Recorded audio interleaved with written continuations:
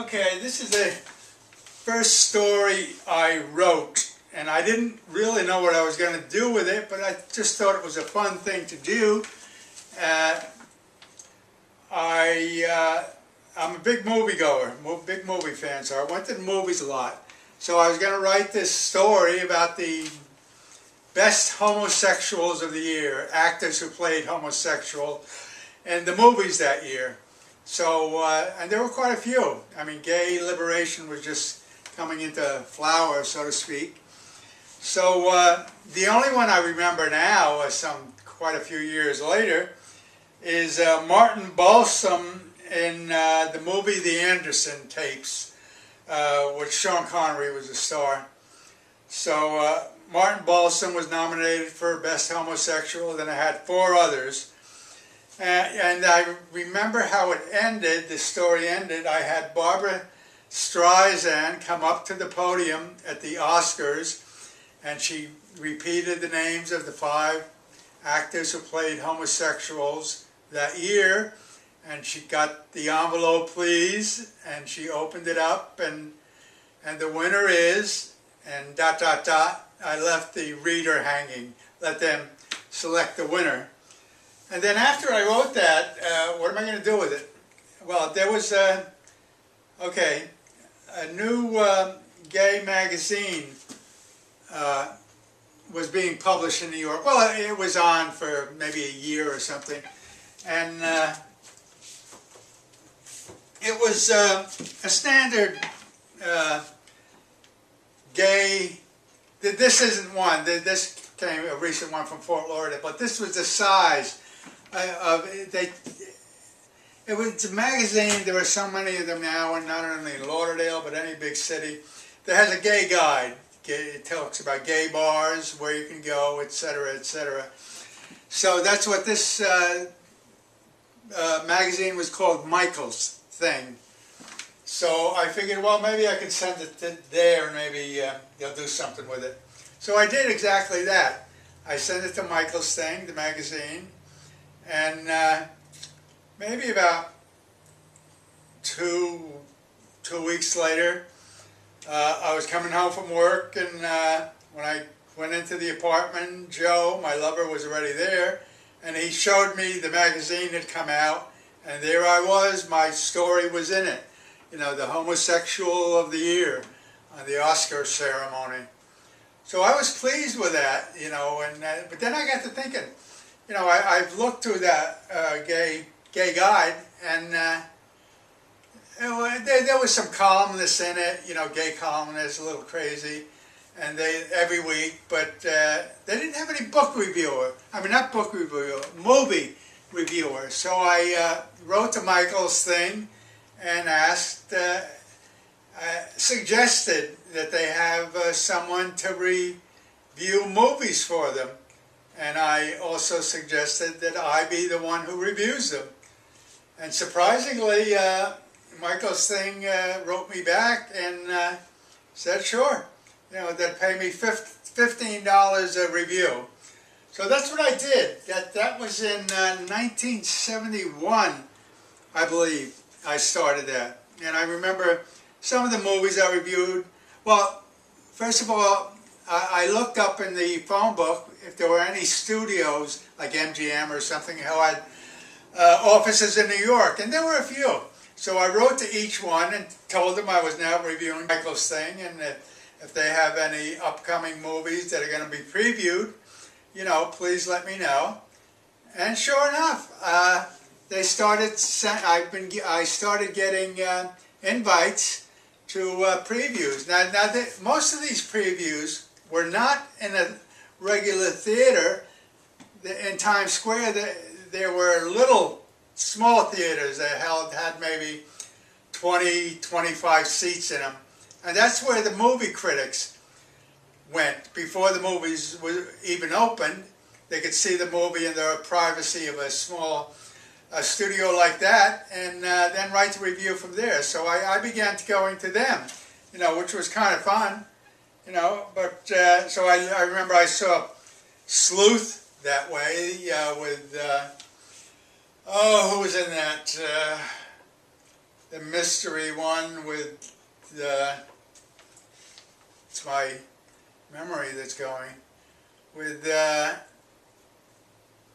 God, Laurence Olivier and Michael Caine, and it was a good movie, and I reviewed that for Michael's thing. Then I also reviewed Man of La Mancha. The movie came out, and that was not at a small studio. This was in one of the theaters in Times Square, one of the big ones. So I invited Joe to go with me, and we went there and saw it, and was very disappointed in that movie. I don't know if anybody, if any movie should be remade, it should be Man of La Mancha. They did not do it right the first time, and I can't even tell you why. The casting was great, Peter O'Toole and Sophia Loren, but the movie just was not very good.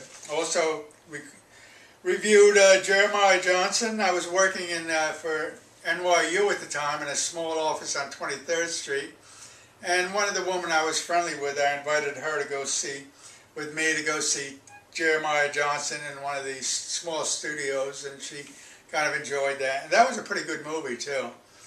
And the Ruling Class with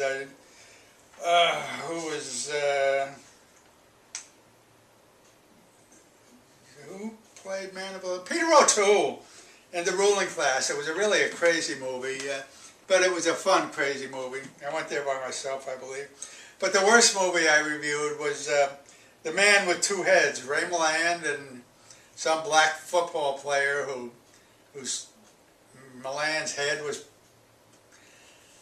put on his shoulders, and it really was a rather pathetic movie, really not very good.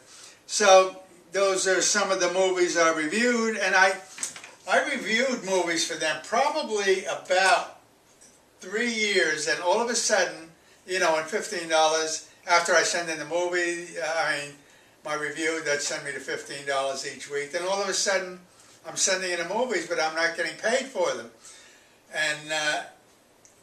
But I still kept sending them, and it was around Christmas time, because I got a note from him saying he's going to have a Christmas party at this restaurant, this gay restaurant in the village, and he asked me to come along, and I did that night, and nobody ever showed up from the magazine, not Michael, not anybody, and it was, I didn't understand why, and still don't now, really.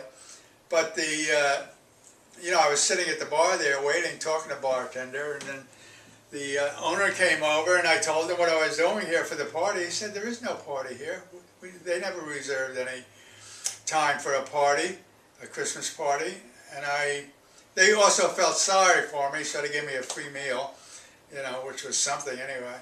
So after that, I don't know why Michael did that, but I wrote him and said, "No, I'm not going to do this anymore. You're not paying me, and then you leave me sitting there in a bar for a Christmas party that never was." So that's when I stopped reviewing movies for Michael's thing.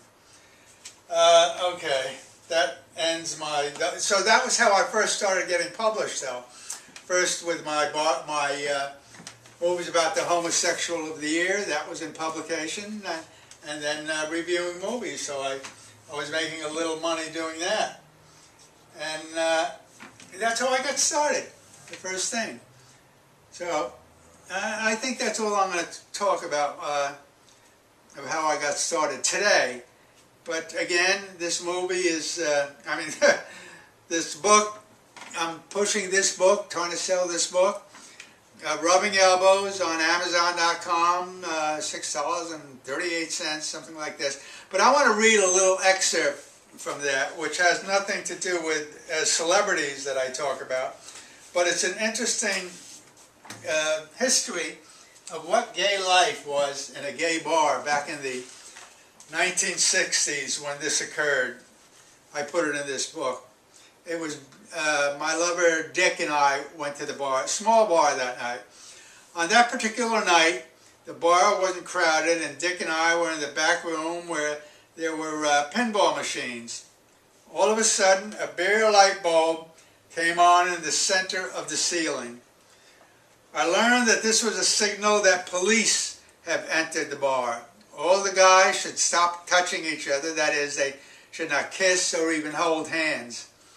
Now, 2 uniformed policemen wandered the bar, both the front and the rear, then made their exit. It was explained to me again that law enforcement enforcers did this regularly to collect their payoff. It was after the cops left, the light bulb in the rear was turned off, and it was again safe to hold another man's hand. That was gay life in a gay bar during the 1950s and 60s, when all the gay bars were illegal. So a little gay history lesson there. Okay, that's it for any selling my books now. But I thought I'd tell you about, I told you last week that I'm chronicling my illness with the brain, with my memory is slowly going. So I'll tell you how I got started.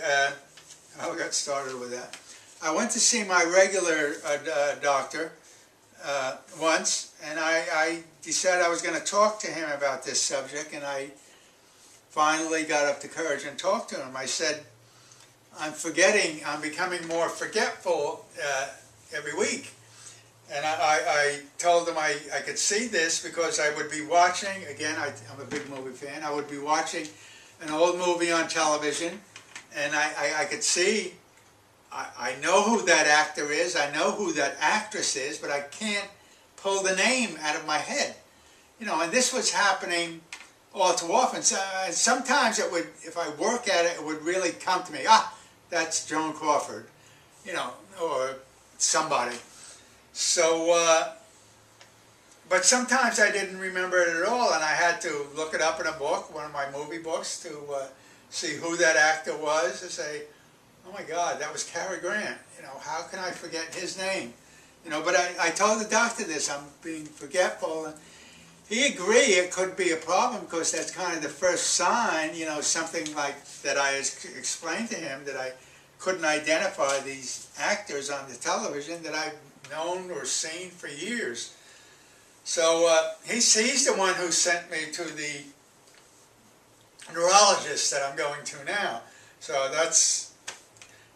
was where I went. That's how I first got started with a neurologist, and had to go through a lot of tests. So 2 hours of tests, just, there was a tester there. He tested me on written things, and then just hit pronounce words in a certain sequence and see how many I could remember in their exact sequence and everything.